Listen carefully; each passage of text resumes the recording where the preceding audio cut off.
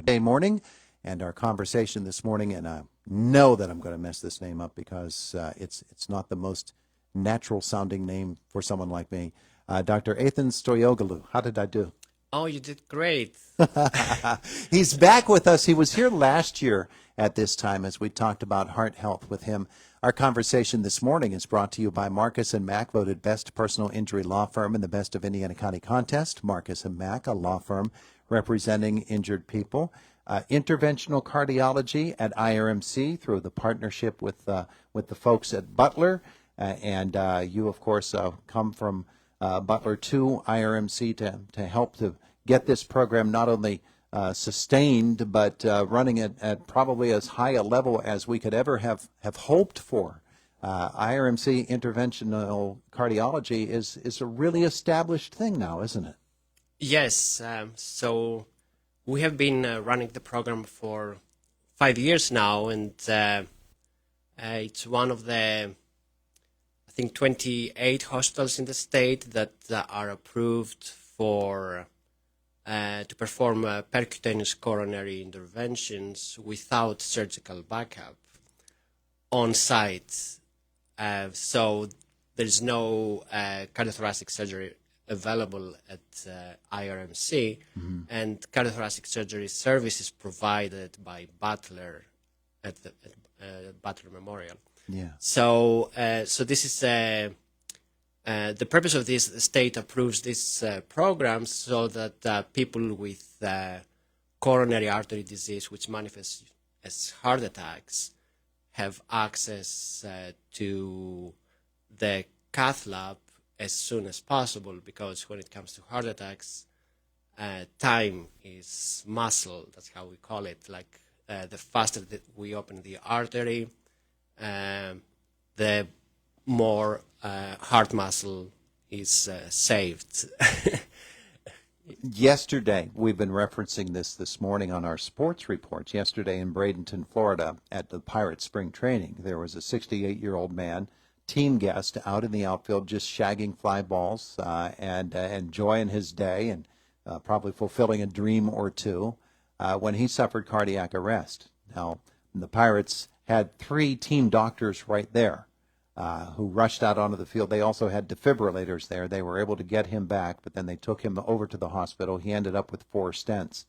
And that's really what interventional cardiology is all about, isn't it? Yes, and that's why you need the cath lab in the community, yes, and that's why you need these programs running close to the community where the need is.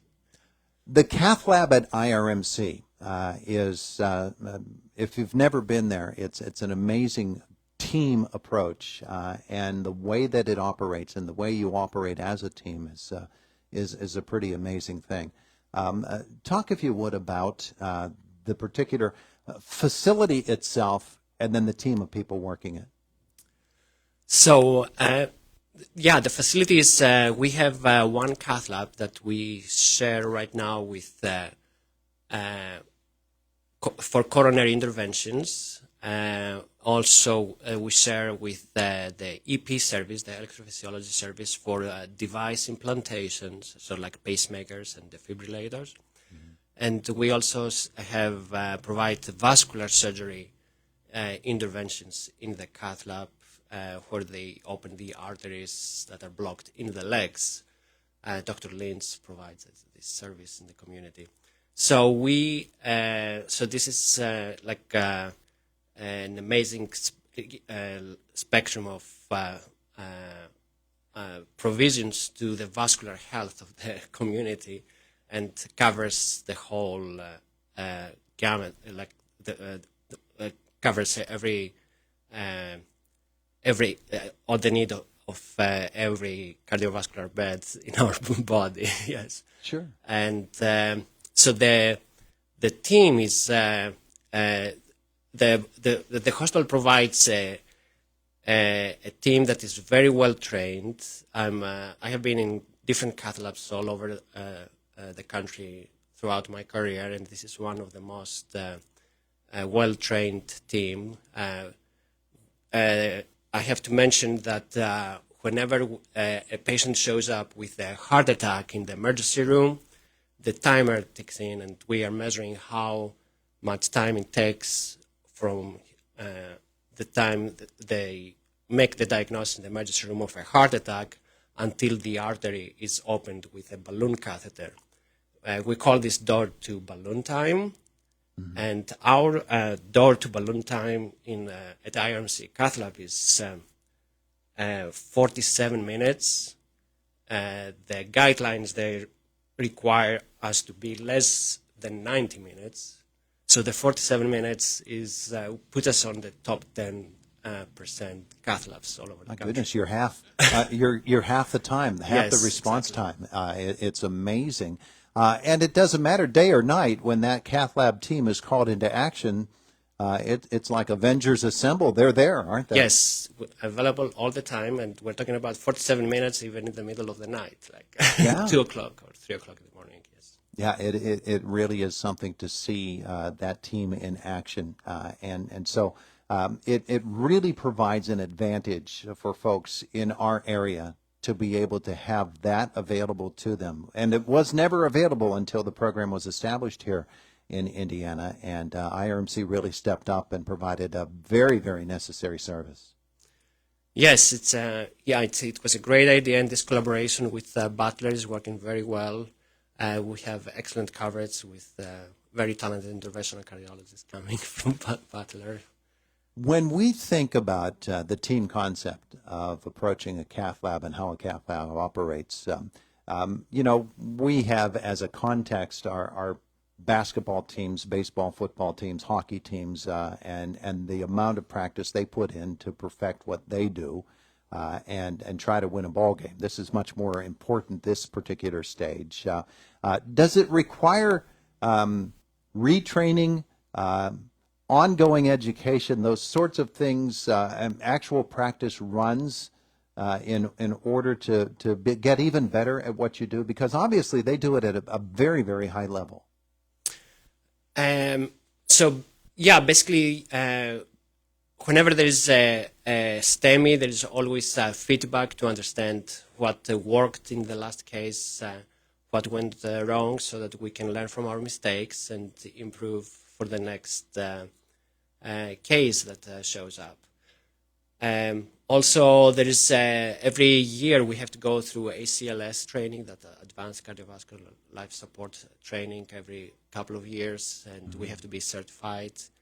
So the training is ongoing, and the team is. We also have the opportunity to practice our skills, because we don't just treat heart attacks in this cath lab. We are approved also to do elective catheterizations and elective percutaneous coronary interventions without the patient having heart attack, if the patient had chest pain and had a positive stress test. So then we are allowed also to perform cardiac catheterization without on-site surgical backup. And that also gives us opportunity to practice our skills so that we can use them when the real emergency shows up. Dr. Athan Stoyioglou is with us here this morning as we're talking interventional cardiology at IRMC. You talked about door-to-balloon time and how important that is. Getting them in the door is something that has to happen too, though. And so folks need to recognize when it is that they should go to the emergency room if they think they might be having a heart event. As we were talking yesterday with Dr. Rubin, a lot of folks will feel the chest pain and they'll say, it'll go away and I'll wait. Shouldn't wait, should we? No. This is extremely important, yes. I mean, the EMS service is available all the time. They can perform EKGs on site, and they can send the EKGs to the emergency room. So I think it's worth to call them and let them check out what's happening. It's not a big deal. Please do it. Just call 911. The 911 is obviously the first call that you should make. If you do go to the hospital on your own, maybe the ambulance isn't available as quickly as if you were right next door to the hospital, or you end up going to the hospital on your own to get your chest pain checked out, they're going to get you into the ER and get a monitor on you right away and do what they can. Yes, exactly. So there's a triage nurse always at the door, and if you mention chest pain, you get an EKG right away. So an EKG is the electrocardiogram, which can show if you are having a heart attack or not. Yes. Yeah, yeah. So don't wait, and do what you can to get to the ER as quickly as you can, so that if you do need interventional cardiology, they are there for you.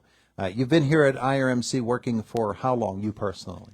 I started in June 2022, so it has been more than 6 months now. Yeah, yeah. And I know that you told me before how impressed you are with the team here at IRMC. Now, coming up on a year into the program, what are your impressions of it now? Oh, I mean, it makes my job so much easier to know that I can rely on these people, and they will provide whatever is needed to the patients while I'm trying to concentrate opening the artery. Yeah. So it's amazing to work here, and I'm very glad I'm here. Yes. Well, we're glad to have you, and thanks so much for coming in to visit with us this morning. We appreciate it. Thank you so much. Thanks. Appreciate it. It is the voice of Indiana County. It's WCCS 101.1 FM and AM 1160, and we're headed toward Fox News at the top of the hour, a couple of moments away from now. And then Jake Slobodnik in our WCCS newsroom. In our next half hour, we will be talking with our folks from Citizens Ambulance Service, speaking of making that 911 call.